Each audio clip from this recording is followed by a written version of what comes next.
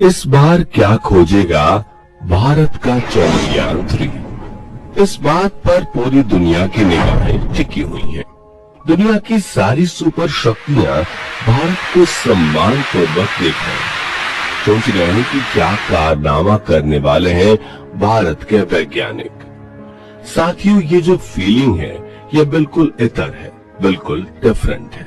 जब भारत ने सन 2008 में चंद्रयान 1 भेजा था, तब भारत को यह सारी सुपर शक्तियां वाले देश बड़ी हीन भावना से देख रहे थे। ये सब कहते थे कि चलो ठीक है, अपना स्वदेशी स्पेसक्राफ्ट तो बना लिया, लेकिन बजट कम है, इनके पास जाने दो, चांद पर देखते हैं क्या करेंगे। कोई ज्यादा इंटरेस्टेड नहीं थे, कोई ज्यादा हलचल नहीं थी। लेकिन जिसके बाद भारत के वैज्ञानिकों ने चंद्रयान 1 से जो परिणाम निकाला, उसे सुनकर सब हैरान हो गए। सारी सुपर शक्तियों वाले देश जिसे मानने तक को तैयार नहीं थे। साथियों, चंद्रयान 1 को डिजाइन इस तरीके से किया गया था कि वो आने वाले मून मिशन का रास्ता प्रशस्त कर सके। उसके अंदर एक ऐसा प्रोब डालकर भेजा गया था जो हार्ड लैंडिंग कर सकता था, वो भी डार्क साइड पर, जहां उस वक्त कोई नहीं उतरा था। वो गया, हार्ड लैंडिंग की उसने, और वहां पहुंच के सारी इंफॉर्मेशन चंद्रयान 1 तक भेज दी, और वहां से इसरो के सेंटर तक इसने बताया कि कैसा वातावरण है वहां पर। अगर हमको ये सॉफ्ट लैंडिंग करनी है तो क्या क्या हमें यहाँ पर इक्विपमेंट यूज करने होंगे, क्या क्या सिस्टम लगाने होंगे। सारा डेटा अब चंद्रयान 1 से होता हुआ इसरो तक पहुंच चुका था। और जब चंद्रयान 1 ने वो प्रोब रिलीज किया तो चंद्रमा की सतह से टकराया, और उसके बाद जो स्टडी की, जो एक्सपेरिमेंट किए वहां की मिट्टी पर, तो उसे पता चला कि वहां पर पानी हो सकता है। साथियों, चंद्रयान 1 वो पहला मिशन था दुनिया का जिसने यह बताया कि चंद्रमा पर पानी मौजूद है। पर इसे अमेरिकन एजेंसी नासा ने सीधे सीधे तो नहीं, लेकिन लगभग इसे मानने के लिए इनकार कर दिया था। उसने ये नकार दिया था। उसने कहा कि अभी अभी तो गए हो, पहला मिशन लॉन्च किया और पानी खोज लिया, और हमने 3000 करोड़ रुपए उड़ाए वहां पर, और हमें कुछ नहीं मिला। दोस्तों, इस बात पर फिर अमेरिकी एजेंसी नासा ने लूनर रिकॉनेसेंस ऑर्बिटर भेजा। तब वो इस बात को काफी हद तक स्वीकार कर चुके थे कि पानी तो है, लेकिन काफी कम मात्रा में। दोस्तों, चंद्रयान 1 को पोलर सैटेलाइट लॉन्च व्हीकल यानी कि PSLV C11 रॉकेट के जरिए सतीश धवन अंतरिक्ष सेंटर से भेजा गया था। ये वही सेंटर है जहां से चंद्रयान 3 को लॉन्च किया गया है। चंद्रयान 1 लॉन्च के 5 दिन बाद 27 अक्टूबर 2008 को ये चंद्रयान चंद्रमा के पास पहुंचा था। पहले तो उसने चंद्रमा से 1000 किलोमीटर दूर रहकर एक सर्कुलर ऑर्बिट में उसकी परिक्रमा की, और इसके बाद वो चंद्रमा के और नजदीक गया, और 12 नवंबर 2008 को वो चांद से मात्र 100 किलोमीटर की दूरी पर था। जिसके बाद चंद्रयान 1 हर 2 घंटे में चंद्रमा की परिक्रमा पूरी करने लगा। जिसके बाद उसने मून के डार्क साइड पर हार्ड लैंडिंग की। दोस्तों, इस अंतरिक्ष यान का वजन लगभग 1380 किलोग्राम था। वहीं चंद्रयान 1 का मकसद पृथ्वी की एकमात्र नेचुरल सैटेलाइट के बारे में अपने नॉलेज का विस्तार करना था। दोस्तों, जल्दी 14 नवंबर 2008 को चंद्रयान 1 ने मून इम्पैक्ट क्राफ्ट नाम का 29 केजी का एक भारी परीक्षण इक्विपमेंट चंद्रमा के नॉर्थ पोल पर गिराया था। साथ ही एक मास स्पेक्ट्रोमीटर, वीडियो कैमरे और एक हाइट मेजरिंग रडार से लैस एक इक्विपमेंट नीचे गिरते समय चंद्रमा की ऊपरी सतह के अनेकों फोटो लेकर चंद्रयान 1 को भेजा, और उसने इसरो को इसके अलावा चांद के वायुमंडल का विश्लेषण किया और दूसरे कई आंकड़े भी ऊपर परिक्रमा कर चंद्रयान-1 को भेजे।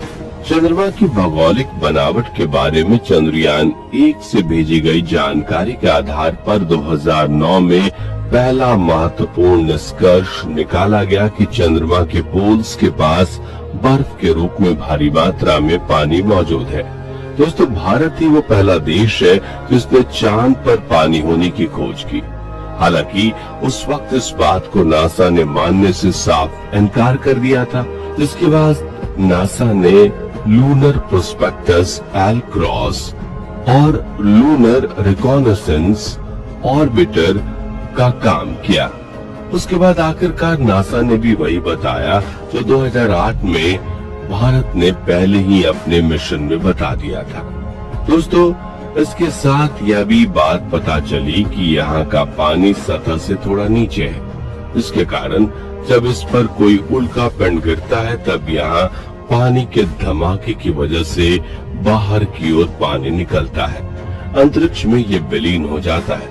इसे चांद पर उल्टी बारिश का होना कहा जाता है।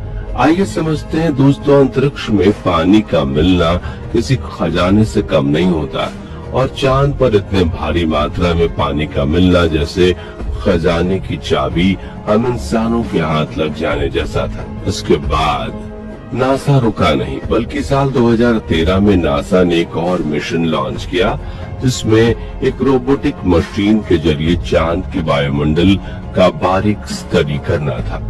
दोस्तों, इस स्टडी में पता चला कि चांद पर बिल्कुल ना के बराबर वायुमंडल में भी पानी मौजूद है, जो कि अपने आप में एक सवाल पैदा करता था कि चांद पर इतनी पतली वायुमंडल होने के बाद यहाँ पानी का होना कैसे संभव है, क्योंकि ना तो चांद पर वायुमंडल मौजूद है और ना ही चांद पर बादल है।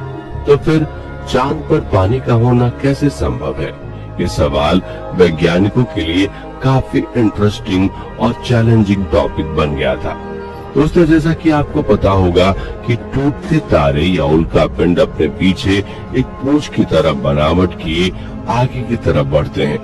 उल्का पिंड की ये पूंछ चट्टानों के टुकड़े और धूल से बना हुआ होता है, और जब ये उल्का पिंड पृथ्वी के एटमॉस्फेयर में एंटर करता है तो पृथ्वी तक पहुंचने से पहले ही ये एटमॉस्फेयर में जलकर राख हो जाता है। लेकिन जब यही उल्का पिंड चांद की ओर जाता है तो चांद पर कोई वातावरण न होने की वजह से यह आसानी से चांद की सतह या यूं कहे क्रेटर से टकरा जाता है, और इस टकराव से चांद पर मौजूद सतह के नीचे मौजूद पानी तेज रफ्तार से सतह से बाहर आ जाता है, और एटमॉस्फेयर के अभाव में ये पानी सीधे अंतरिक्ष में चला जाता है।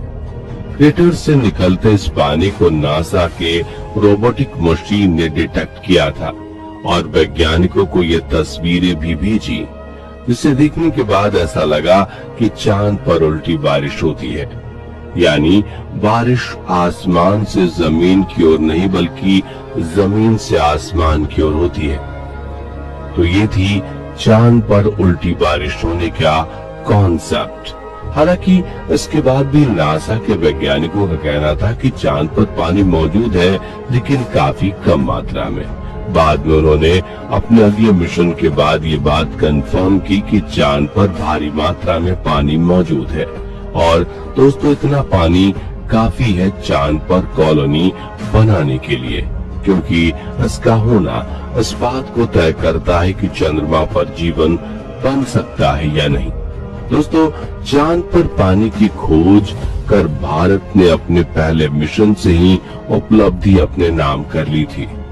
जिस इसरो को लोग छोटा और स्वदेशी समझते थे, उसने अपने पहले ही मिशन में वो खोज कर दिखाया जो बड़े बड़े अंतरिक्ष एजेंसी नहीं खोज पाई थी, और यही कारण है कि आज चंद्रयान-3 पर पूरे विश्व की नजर है।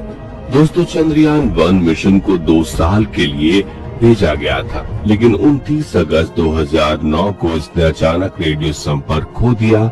इसके कुछ दिनों बाद ही इसरो ने आधिकारिक रूप से इस मिशन को खत्म करने की घोषणा कर दी थी। उस वक्त तक अंतरिक्ष यान ने चंद्रमा की 3400 से ज्यादा बार परिक्रमा पूरी कर ली थी और चांद की ऑर्बिट में 312 दिन तक रहा था और सेंसर के माध्यम से डेटा भेजता रहा था। इस वक्त तक यान ने अधिकांश वैज्ञानिक मकसदों को पूरा कर लिया था।